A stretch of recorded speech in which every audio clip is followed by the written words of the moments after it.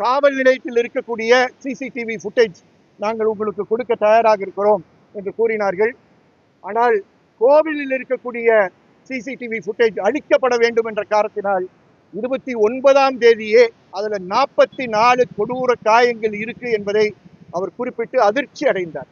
ஒரு கொலை குற்றவாளி ஒருத்தனை கொலை செய்யற நேரத்துல கூட இது போன்ற காயங்கள் அவங்களோட போஸ்ட்மார்ட்டம் ரிப்போர்ட்ல இருக்காது அப்படிங்கிறத பதிவு பண்ணியிருக்காங்க ஆர்டர்ல. அந்த பையன் ரத்தத்தோட யூரின் போன அந்த சிசிடிவி ஃபுட்டேஜ் கோயில்ல உள்ள சிசிடிவில ரெக்கார்டா இருந்திருக்கு. அதை போலீஸ் எடுத்துட்டு போயிடுச்சு. அந்த திருப்பூர் அயோத்தி தோட்டத்துல வச்சு டார்ச்சர் பண்ணதா சார். நகை திருட்டுக்கு முதல்ல எஃப்ஐஆரே போடாம தான் இந்த பையனை கூட்டு போய் அடிச்சிருக்காங்க. இந்த இஷ்யூ ஆன பிறகுதான் அந்த எஃப்ஐஆருமே போடப்பட்டிருக்கு. 302 of 2000. நண்பர்களே, திருப்போணத்தில்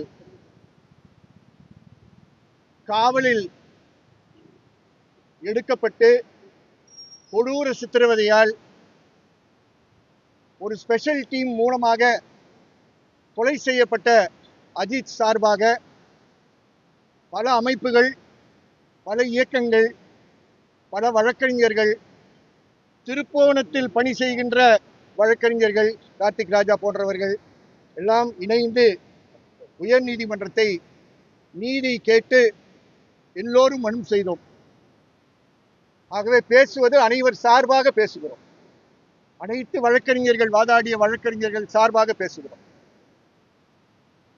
நீதியரசர் அவர்கள் 27ஆம் தேதி, சென்ற மாதம் 27ஆம் தேதி நடந்த சம்பவம், அந்த அம்மையாருடைய நகை காணாமல் போனது, அவர்கள் அஜித்தை சந்தேகப்பட்டு திருப்போணம் காவல் நிலையத்தில் கொடுத்த புகார், அந்த புகாருக்கு 27ஆம் தேதி ரசீது மட்டும் கொடுக்கப்பட்டது என்று அரசு தரப்பில் கூறப்பட்டது. 28ஆம் தேதி காலை 10:30 மணிக்கு தான் நகை காணாமல் போனது சம்பந்தமாக முதல் தகவல் அறிக்கை பதிவு செய்யப்பட்டது என்று அரசு தரப்பில் மூத்த வழக்கறிஞர் அடிஷனல் அட்வொகேட் ஜெனரல் மதிப்புக்குரிய திரு அப்துல் கான் அவர்கள் கூறினார். ஆகவே எஃப்ஐஆர் பதிவு செய்வதற்கு முன்பே மானாமதுரை டிஎஸ்பி அவர்கள் தலைமையில் செயல்படுகின்ற ஒரு ஹெட் கான்ஸ்டபிள் மட்டும் அதை லீட் செய்கின்ற ஒரு ஸ்பெஷல் டீமிடம் எஃப்ஐஆர் இல்லாத நேரத்தில் வழக்கு விசாரணை ஒப்படைக்கப்பட்டது. அந்த ஸ்பெஷல் டீம் அஜித்தையும் பின்னர் இரவில் அருணையும் மற்றவர்களையும் அவருடைய தம்பி நவீனையும் காவலில் இரவு முழுவதும் 27ஆம் தேதி இரவும் 28ஆம் தேதி காலை விடியங்காலை நாள் முழுவதும் திருப்போணத்தை சுற்றி இருக்கக்கூடிய ஒரு 4 பகுதிகளுக்கு கூட்டி சென்று மிக கொடூரமான சித்திரவதை நடத்தினார்கள் என்பதை நீதிபதி கேட்டு ஆவேசப்பட்டு வருத்தப்பட்டு தன்னுடைய ஆணையில் குறிப்பிட்டிருக்கிறார். இறுதியாக மடப்புரம் கோவில் பக்கத்தில் பின்பக்கத்தில் இருக்கக்கூடிய ஒரு மாட்டு தழுவையில் இறுதியாக அஜித்குமாரை கூட்டி சென்று நீங்கள் ஒழித்து வைத்திருக்கக்கூடிய அந்த ஜுவல்ஸ் 10 சாவரின் ஜுவல்ஸ் எங்கே என்று கேட்டு அங்க இருக்கக்கூடிய ஆஸ்பெஸ்டாஸ் ஷீட் எல்லாம் பெரட்டி பார்த்து அது கிடைக்கவில்லை என்றவுடன் அவருக்கு தண்ணி கூட கொடுக்காமல் அவர் கண்ணிலும் வாயிலும் மிளகாப்பொடியை தூக்கி போட்டார்கள் என்பதையும் குறிப்பிட்டோம். அதை நேரடியாக பார்த்து டெம்பிள்ல இருக்கக்கூடிய பாத்ரூம் மூலமாக வீடியோ எடுத்தது அங்கே பணி செய்யக்கூடிய பணியாளர் நண்பர் சக்தீஸ்வரன் கோயில் ஸ்டாஃப். அந்த கோயிலுடைய பாத்ரூம்ல இருந்து ஒரு 15 செகண்ட் 20 செகண்ட் தான் அந்த வீடியோ எடுக்க முடிஞ்சது. பயத்தில் எடுத்து பொறுப்புடன் ஒரு பொறுப்பான அரசு ஊழியர் தவறு நடப்பதை அமைதியாக பார்க்க கூடாது என்று அவர் பத்திரப்படுத்தி அது அங்க இருக்கக்கூடிய வழக்கறிஞருக்கு கொடுத்து இன்று அதில் நீதிமன்றத்திற்கு கொடுத்ததில் நீதிமன்றம் நிஜமாக அங்கே நடந்த சம்பவங்களை பார்க்க முடிந்தது. இது போக அங்க இருக்கக்கூடிய இடத்தில் இருக்கக்கூடிய பொருட்கள், பைப்புகள், கம்புகள் எல்லாம் இருக்கக்கூடிய போட்டோஸும் நீதிமன்றம் பதிவு செய்தது. அரசின் தரப்பில் அவர்கள் கூறியது, காவல் நிலையத்தில் இருக்கக்கூடிய சிசிடிவி ஃபுட்டேஜ் நாங்கள் உங்களுக்கு கொடுக்க தயாராக இருக்கிறோம் என்று கூறினார்கள். ஆனால் கோவிலில் இருக்கக்கூடிய சிசிடிவி ஃபுட்டேஜ் அழிக்கப்பட வேண்டும் என்ற காரணத்தினால் 29ஆம் தேதியே காலையில் ராமச்சந்திரன் என்ற ஒரு சப் இன்ஸ்பெக்டர் அங்கே வந்து எந்த சீசர் மெமோவும் கொடுக்காமல் டிவிஆரை பறித்து சென்றார் என்று அரசு தரப்பில் கூறப்பட்டது. நாங்களும் அதை கூறினோம். அதற்கு பின்பு நீதியரசர் அனைத்து விஷயங்களையும் குறிப்பிட்டு போஸ்ட்மார்ட்டம் சர்டிபிகேட் டீன் கொண்டு வரவில்லை, கொடுக்கவில்லை என்ற புகாரின் காரணத்தினால் அவரை வரவேற்று அவரிடமிருந்து சீல்டு கவர்ல போஸ்ட்மார்ட்டம் பிரிலிமினரி சர்டிபிகேட்டை வாங்கி ரிப்போர்ட்டை வாங்கி அதுல 44 கொடூர காயங்கள் இருக்கு என்பதை அவர் குறிப்பிட்டு அதிர்ச்சி அடைந்தார். ஒரு காயங்கள் இருக்காது என்பதை நீதியரசர் குறிப்பிட்டார் என்பதை குறிப்பிட விரும்புகிறேன். அது முடிந்த பிறகு இறுதியாக தன்னுடைய அரசு தரப்பு முழுமையாக இது வந்து நடக்கக்கூடாத ஒரு சித்திரவதை, ஒரு வன்முறை என்று அரசு ஏற்றுக்கொள்கிறது என்று பொறுப்புடன் அரசு கூறியது என்பதை இங்கே கூற கடமைப்பட்டிருக்கிறேன். இறுதியில் நீதிமன்றத்துடைய ஆணை என்னவென்றால், மதுரை 4வது additional sessions judge John Sunderlal Suresh அவரை என்கொயரி ஆபீசராக நியமனம் செய்து அந்த என்கொயரி ஆபீசரிடம் அனைத்து தஸ்தாவேஜுகளும் இதை சார்ந்திருக்கக்கூடிய சாட்சியங்களும் அவரிடம் 2-3 நாட்களில் ஒப்படைக்க வேண்டும். அவர் ஆய்வு செய்து 8/7/26க்குள் நீதிமன்றத்துக்கு தன்னுடைய அறிக்கையை முழுமையாக அவர் சமர்ப்பிக்க வேண்டும் என்ற ஆணை அவர்கள் குறிப்பிட்டிருக்கிறார்கள். அரசு தரப்பில் சிபிசிஐடி இதை விசாரணை தொடரும் என்று கூறி அதே தேதிக்கு முன் அவர்கள் ஸ்டேட்டஸ் ரிப்போர்ட்டை கொடுப்போம் என்று கூறியிருக்கிறார்கள். சாட்சிகளை யாரும் மிரட்டக்கூடாது, யாரும் அவர்களை மாற்றுவதற்கு முயற்சி செய்யக்கூடாது என்பதை கூறி அரசு இன்னும் மேல் நடவடிக்கைகள் எடுப்பார்கள் என்று எதிர்பார்க்கிறோம் என்பதையும் குறிப்பிட்டிருக்கிறார்கள். குறிப்பிட்டு பேசும்போது ஏடிஎஸ்பி சுகுமார் அவர்கள்தான் அந்த கோவில் பின்வாசலில் இருக்கக்கூடிய பகுதியில் இருந்த அனைத்து எந்தெல்லாம் போட்டோல நாங்கள் காட்டமோ அந்த போட்டோல இருக்கக்கூடிய பொருட்கள்லாம் அவரே ஒரு கன்னி பேக் சாக்கில் எடுத்துட்டு போயிட்டார் என்ற விஷயம் சொல்லப்பட்டது. ஆனால் அரசு தரப்பில் உயர் அதிகாரிகள் மேலும் நாங்கள் நடவடிக்கை எடுப்போம், மானாமதுரையில் இருக்கக்கூடிய டிஎஸ்பியை நாங்கள் மதியம் சஸ்பெண்ட் பண்ணியிருக்கிறோம் என்றெல்லாம் அவர்கள் எடுத்து கூறியிருக்கிறார்கள். நீதிமன்றம் இன்னும் அதிகமான செயல்பாடுகள் அரசிடம் வந்து இதில் எதிர்பார்க்கிறோம் என்று கூறி வழக்கை இன்று முடித்திருக்கு. என்கொயரி ஆபீசர்னு சொன்னார். அவருடைய வார்த்தையை மட்டும் நான் பயன்படுத்துகிறேன். he will be an inquiry officer என்று கூறினார். மேஜிஸ்ட்ரேட் அறிக்கை வந்து நீதிமன்றத்துக்கு கொடுத்துட்டாரு. மேஜிஸ்ட்ரேட் அறிக்கை எங்களுக்கு வரவில்லை. ஆகவே மேஜிஸ்ட்ரேட் சார்ந்த விஷயங்கள் நான் ஒன்றிக் கொள்ள முடியும். அது எல்லாருக்கும் என்னுடைய நிலைப்பாடு என்னன்னு தெரியும், அதில் மாற்று கருத்து இல்லை. இங்கே நீதிமன்றத்தில் நடந்த விஷயங்களை பேசிக் கொண்டிருக்கும் போது என்னுடைய தனிப்பட்ட கருத்தை நான் சொல்வது சரியாக இருக்காது. நீதிமன்றத்தில் நடந்த விஷயங்கள் தான் உங்களிடம் கூறுவது என்னுடைய பொறுப்பு. அது அரசிற்கும் நீதிமன்றத்துக்கும் சார்ந்து இருக்கக்கூடிய விஷயம். நீதிமன்றம் அது சார்ந்து அரசு கொடுக்கக்கூடிய பரிந்துரைகளின் அடிப்படையில் அவர்கள் முடிவு செய்வார். தனிப்பட்ட விதமாக நாங்கள் கேட்டிருந்தது எஸ்பி தலைமையில் இருக்கக்கூடிய ஒரு சிபிசிஐடி என்கொயரி நாங்கள் கேட்டிருந்தோம். சிபிஐ என்கொயரி கொடுக்குறாங்களா கொடுக்கலையா தமிழக அரசு சொல்லுதான்றது வந்து அரசை பொறுத்து இருக்கு, நீதிமன்றத்தை பொறுத்து. கடந்த வெள்ளிக்கிழமை நடந்த இன்சிடென்ட்டுக்கு ஞாயிற்றுக்கிழமை அவர் இறந்து போறாரு. ஞாயிற்றுக்கிழமை மதியானமே ரிஜிஸ்ட்ராருக்கும் இங்க உள்ள தலைமை நீதிபதிக்கும் மனுவை ஒப்படைச்சிட்டு திங்கக்கிழமை காலையில முதல் தீர்ப்பை வந்து நீதிபதிகள் கொடுத்திருக்காங்க. வழக்கு நடைபெறும் போதே நீதிபதிகளின் போக்கை பார்த்துவிட்டு தமிழக அரசே ஒத்துக்கொண்டு விட்டது இது கஸ்டடியல் டெத்து தான் அப்படிங்கிறது.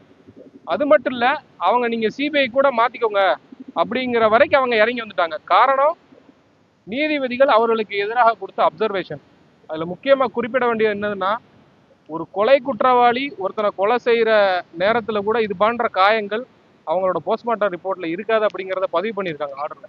44 இடங்கள்ல காயங்கள் இருந்திருக்கு. அது மட்டும் இல்ல, மிளகா பொடியை அவரோட ப்ரைவேட் பார்ட்ஸு, மூஞ்சி, வாய் போன்ற பகுதிகளில் தடையிருக்காங்க. இது எல்லாமே வந்து போஸ்ட்மார்ட்டம் ரிப்போர்ட்ல வந்து ரெக்கார்ட் ஆயிருக்கு, அதை ரெக்கார்ட் பண்ணியிருக்காங்க. இதை பதிவு செய்து கொண்ட நீதிபதிகள், நீங்க சிபிஐக்கு மாத்துறதுக்கு உங்களுக்கு எந்த ஒரு ஆட்சேபனையும் இல்லை அப்படின்னா அதை நீங்க எழுத்துப்பூர்வமா தாக்கல் பண்ணுங்க அப்படின்னு 8ஆம் தேதி போட்டிருக்காங்க.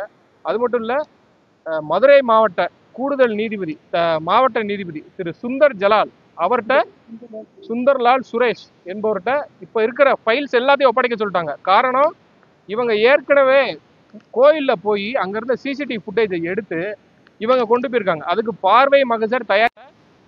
அங்க வந்து நடக்கிற குற்றத்தை வந்து கண்டுபிடிக்கிறதுக்கு முக்கியமானது எவிடன்ஸ் கலெக்ஷன். அதை எரைஸ் பண்ணியிருக்காங்க. அங்க கிடந்த பைப்பு எல்லாத்தையும் போலீஸ் அள்ளி மூட்டையில கொண்டு போயிருக்கு.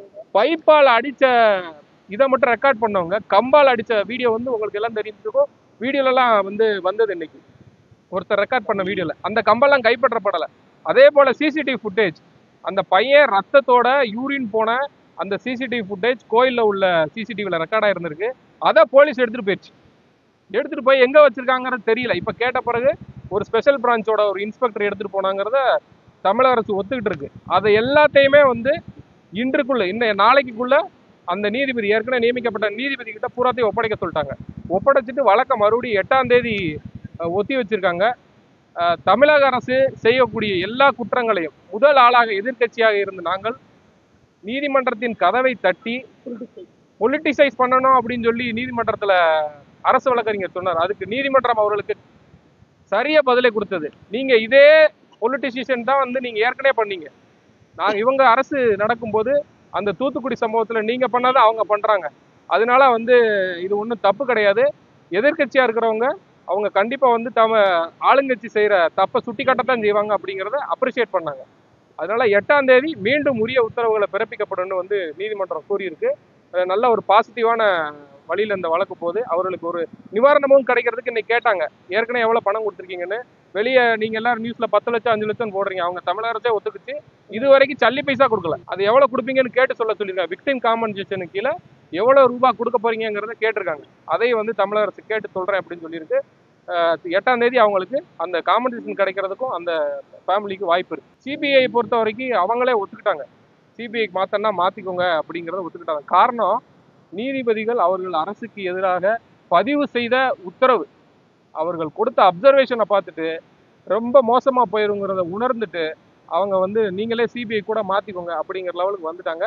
நீங்க ரிட்டர்ன்ல ஃபைல் பண்ணுங்கன்னு சொல்லிட்டாங்க நீதிபதி. அதனால ரிட்டர்ன்ல அவங்க வந்து மேபி 8ஆம் தேதி ஃபைல் பண்ணலாம் சிபிஐ பொறுத்த வரைக்கும். சார், பிரேத பரிசோதனை அறிக்கையில வந்து எந்தெந்த இடத்துல காயம் இருந்துச்சுங்கிறத தான் குறிப்பிட்டிருப்பாங்க. இந்த காஸ் ஆஃப் டெத்து தான் இருக்கும். ஆனா அதை படிச்சு பார்த்துட்டு நீதிபதிகள் சொன்ன கருத்து அதுல 44 இன்டர்னல் அண்ட் எக்ஸ்டர்னல் இன்ஜுரி இருந்ததா ரெக்கார்ட் பண்ணியிருக்கு. இது வந்து பிரைமரி ரிப்போர்ட் தான். இதுக்கு அடுத்து மிஸ்ரா ரிப்போர்ட்னு ஒன்று போகும். அதுக்கடுத்து ஒரு ரிப்போர்ட் கொடுப்பாங்க. இந்த ரிப்போர்ட் படி 44 இடங்கள்ல உள்ளேயும் வெளியும் காயங்கள் இருந்ததாக ரெக்கார்ட் செய்யப்பட்டிருக்கு. அதை பார்த்த நீதிபதிகளின் கருத்து தான் கொலை குற்றவாளி கூட இது போன்று கொடுமை செய்து ஒருத்தனை கொலை செய்ய மாட்டாங்க அப்படிங்கறத ஆர்டர்ல ரெக்கார்ட் பண்ணியிருக்காங்க. சார், நீதிபதிகளை பொறுத்த வரைக்கும் தடயங்கள் அழிக்கப்பட்டதா தான் அவங்க கருதுறாங்க. காரணம், இப்போ நீங்க ஓடின வீடியோல பாத்தீங்கன்னா கம்பால் அடிப்பாங்க, அந்த கம்பு ஒடியும், திரும்ப வேற கம்பை வச்சு அடிப்பான். ஆனா அந்த பார்வை மகசர்ல கைப்பற்றப்பட்ட பொருட்கள்ல வெறும் பைப்பு மட்டும்தான் இருக்கு. எலக்ட்ரிக் பைப்புன்னு எழுதியிருக்காங்க. அதுல இந்த கம்பல்லாம் இல்லை. இதுவே ஒரு முன்னுதாரணம். அவங்க வந்து எவிடன்ஸை டெஸ்ட்ராய் பண்ண ட்ரை பண்ணாங்கிறதுக்கு இதுவே முன்னுதாரணம். அது மட்டும் இல்லை, சிசிடிவி ஃபுட்டேஜை போய் கோயிலில் போய் எடுத்துட்டு போறாங்களே, அதுக்கு ப்ராப்பராக சட்டப்படி பார்வை மகசர் அவங்க தயார் பண்ணியிருக்கணும். பண்ணலை, அன்அஃபிஷியலாக எடுத்துட்டு போயிருக்காங்க. அது இப்போ கோர்ட்ல சொன்ன பிறகு கோயிலோட ஏசியே வந்து சொன்னாரு. அந்த இன்ஸ்பெக்டர் முத்துகிருஷ்ணன், நம்ம ராமச்சந்திரன் என்ற இன்ஸ்பெக்டர் எஸ்ஐ வந்து எடுத்துட்டு போனதா சொல்லியிருக்காங்க. அவர் பேரை ரெக்கார்ட் பண்ணியிருக்காங்க. அது போக விசாரணை நடந்துட்டு இருக்கும்போது டிஎஸ்பி சஸ்பெண்ட் அப்படிங்கிறதையும் கோர்ட்ல சொன்னாங்க. அதையும் ரெக்கார்ட் பண்ணியிருக்காங்க கோர்ட்ல. மானாமதுரை டிஎஸ்பி. முக்கியமான கேள்வி சார். அதாவது திமுகவோட கவுன்சிலரோட தோட்டத்துல போய் தான் வந்து இவனை அடிச்சிருக்காங்க ஒரு நாள். அதை வந்து நான் குறிப்பிட்டேன் நீதிமன்றத்துல. வந்து அந்த தோட்டம் அயோத்தி தோட்டம், அந்த திருப்பூர் நமக்கு அயோத்தி தோட்டத்துல வச்சு டார்ச்சர் பண்ணதா எதிர்த்தரப்புல இருந்து சொல்லும்போது நான் அதை குறிப்பிட்ட போது கவுன்சிலர் தோப்பு அப்படின்னு சொன்னாங்க. அது ஆளுங்கட்சியோட கவுன்சிலர் அப்படிங்கிறத நீதிமன்றத்துல சொன்னேன். சொல்லும் போது அதுக்கு நீதிமன்றத்துல அவங்க எதிர்த்தரப்பு அரசு தரப்புல இருந்து இவங்க இந்த மேட்டரை பொலிட்டிசைஸ் பண்ண பாக்குறாங்க, அரசியலாக்க பாக்குறாங்க அப்படின்னு குறிப்பிட்டாங்க. அதுக்கு நீதிமன்றம் கூறியது, நீங்க பண்ணலையா, அவங்க ஆளுங்கட்சியா இருக்கும்போது சாத்தாங்குளம் விஷயத்துல, அதனால இவங்களும் அதை பண்றாங்க, அது ஒண்ணும் தப்பு இல்ல. எதிர்கட்சியா இருக்கிறவங்க ஆளுங்கட்சி செய்யற தப்பை சுட்டி காட்டத்தான் செய்வாங்க, அது ஒண்ணும் தப்பு இல்லை அப்படின்னு சொல்லி நீதிமன்றம் சொல்லிடுச்சு. சார், நகை திருட்டுக்கு முதல்ல எஃப்ஐஆரே போடாம தான் இந்த பையனை கூட்டு போய் அடிச்சிருக்காங்க.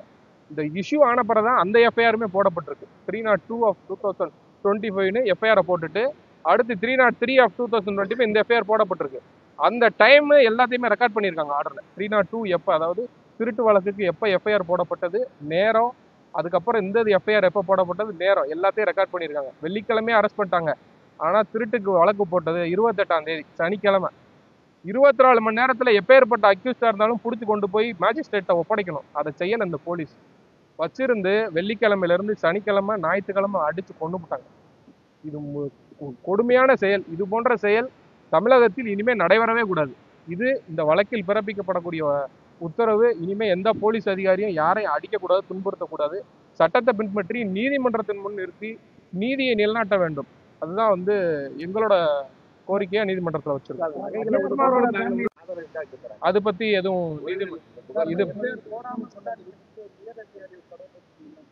ஆமா, அதையும் ரெக்கார்ட் பண்ணியிருக்காங்க சார். அதாவது ஸ்பெஷல் டீம் அப்படிங்கிறது எப்படின்னா, ஏதாவது ஒரு குறிப்பிட்ட வழக்கை விசாரிக்கிறதுக்கு உயர் அதிகாரிகளால் இன்ஸ்ட்ரக்ஷன் கொடுத்து நியமிக்கப்படணும். டைரக்டா ஸ்பெஷல் டீம் ஒரு கேஸை விசாரிக்காது. காரணம், அந்தந்த ஜூரிசெக்ஷனல் போலீஸ் தான் அதை விசாரிக்க முடியும். ஆனா இந்த கேஸ்ல ஜூரிசெக்ஷன் போலீஸ்ல கம்ப்ளைண்ட் கொடுக்கப்பட்டு திருப்போணம் போலீஸ் ஸ்டேஷன்ல, ஆனா இன்ஸ்பெக்டர் போய் விசாரிச்சுட்டு அந்த பையனை வீட்டுக்கு அனுப்பிடுறாரு. மறுநாள் 4, 5, 6 பேர் அடங்கிய ஸ்பெஷல் டீம் இவனை கூட்டு போய் விசாரிக்கும் பல்வேறு இடங்கள்ல. அந்த ஸ்பெஷல் டீம் நியமனம் செய்யப்பட்டது யாரு அப்படின்னு கேட்டதுக்கு உரிய பதில் தமிழக அரசு இல்லை. அவங்களாம் வந்தாங்கங்கிறாங்க, சோசியல் மீடியா பார்த்து போனாங்கங்கிறாங்க. அப்போ யாரோ ஒரு சார் ஃபோன் அடிச்சு சொல்லியிருக்காரு. அந்த சாரை மறைச்சிட்டு இவங்க காப்பாற்ற நினைக்கிறாங்க. இந்த 6 பேரை பலிகடாவாக பார்க்குறாங்க. அந்த ஃபோன் பண்ணி சொன்ன சார் யாருங்கிறது யாருக்குமே தெரியல. அதை ஃபர்தராக கோர்ட் விசாரிச்சு உண்மையை கண்டுபிடிச்சாதான் தெரியும். அதையே ரெக்கார்ட் பண்ணியிருக்காரு சார். 50 லட்ச ரூபா டிமாண்ட் வச்சதாகவும், அதை ஆளுங்கட்சியை சேர்ந்த பிரமுகர்கள் போய் பேசினதாகவும், ஒரு கல்யாண மண்டபம் நாடார் சமூக கல்யாண மண்டபத்தில் வச்சு பேசினதா சொல்றாங்க. ஆனா இது வரைக்கும் காசு கொடுக்கப்படலை, ₹1 கூட கொடுக்கப்படலை. ஆனா கோர்ட் என்ன சொல்லியிருக்கு, எவ்வளவு பணம் விக்டிம் காம்பன்சேஷன்ல இருந்து கொடுக்க முடியுங்கிறத கேட்டு நீதிமன்றத்தில் அடுத்த விசாரணை எப்போ சொல்ல சொல்லியிருக்காங்க. அதனால அந்த உதவித்தொகை அரசு மூலியமா சட்டப்படி அவங்களுக்கு கிடைக்கும், கண்டிப்பா கிடைக்கும். குறிப்பா தாக்குதல் நடத்தப்படாத காவல் நிலையத்தோட சிசிடிவி ஃபுட்டேஜ் காவல் அந்த அறிக்கையில காமிச்சிருக்காங்க. கண்டிப்பா தாக்குதல் நடத்தப்பட்ட அந்த கோவில் அந்த சிசிடிவி காட்சிகளை இந்த காவல்துறையோட அறிக்கையில காமிக்கப்படலைன்ற மாதிரி நீதிபதிகள். ஆமா, அது உண்மைதான். அது ஆர்டர்ல ரெக்கார்ட் பண்ணியிருக்காங்க. அதாவது எப்படின்னா, போலீஸ் காவல் நிலையத்துல எல்லா காவல் நிலையத்திலையும் உயர்நீதிமன்ற உத்தரவுப்படி சிசிடிவி ஃபுட்டேஜ் இருக்கு. அந்த சிசிடிவி ஃபுட்டேஜ் எடுத்து இந்த எஃப்ஐஆர்ல ஒரு ஆவணமும் வச்சிருக்காங்க. ஆனா இந்த சம்பவம் நடந்த அடித்து கொல்லப்பட்ட அந்த பத்திரகாளியம்மன் கோவிலோட சிசிடிவி ஃபுட்டேஜ் சீஸ் பண்ணதை அவங்களோட ரெக்கார்ட்ல காமிக்கவே இல்லை. எடுத்துட்டு போயிருக்காங்க, ஆனா ரெக்கார்ட்ல கொண்டு வரல. அதனால அதுல உள்ள ஆவணங்கள் அழிக்கப்பட்டிருக்குமோ என்று நீதிபதிகளும் அச்சப்பட்டனர். அதனாலதான் என்ன பண்ணியிருக்காங்கன்னா, அடிஷனல் டிஸ்ட்ரிக்ட் ஜட்ஜு அப்பாயின்ட் பண்ணி எல்லா ஆவணத்தையும் அவர்கிட்ட ஒப்படைக்க சொல்லிட்டாங்க. ஒப்படைச்சிட்டு 8ஆம் தேதிக்கு அப்புறம் யார் விசாரணை இதை ஃபர்தரா பண்ணுனா நீதி நிலைநாட்டப்படும் என்பதை நீதிமன்றம் முடிவு பண்ணும். நாங்கள் எங்களோட கோரிக்கை சிபிஐக்கு மாற்றணுங்கிறத கேட்கோம். கவர்மெண்ட்டும் இப்போ கோர்ட்டோட நிலவரத்தை பார்த்துட்டு நாங்கள் தயார் அப்படிங்கிற நிலைமைக்கு வந்துட்டாங்க. நீதிமன்றம் இப்போ என்ன முடிவு பண்ணுங்கிறத 8ஆம் தேதி சொல்லுவாங்க. என்ன சார்?